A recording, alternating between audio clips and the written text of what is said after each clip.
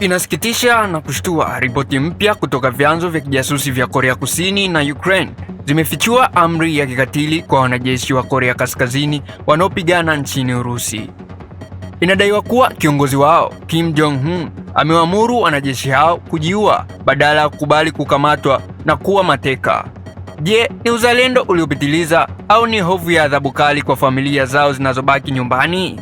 Leo tunaiangazia sera ya kujiua inayotikisa ulimwengu. Kulingana na ripoti za National Intelligence Service (NIS) ya Korea Kusini, nyaraka zilizopatikana kwenye miili ya wanajeshi wa Korea Kaskazini nchini Ukraine zinaonyesha msitizo wa kujilipua kabla ya kukamatwa. Kuna matukio ambapo wanajeshi wameonekana wakijilipua kwa mabomu ya mkono huku wakipiga kelele kumsifu kiongozi wao. Sababu kuu inayotajwa ni hofu ya usaliti. Ukikamatwa ukiwa hai, familia yako huko Korea Kaskazini inaweza kukumbana na adhabu kali au hata kuuawa, kwani utawala wa Pyongyang unaona kutoa siri ni kosa lisilosameheka.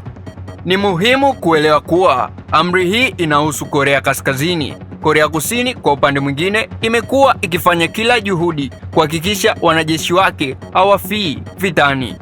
Mapema mwaka huu 2026, Korea Kusini imeanza kutumia teknolojia ya kisasa ya RFID kufuatilia silaha na kutoa huduma za afya ya akili saa 24 kwa wanajeshi wake.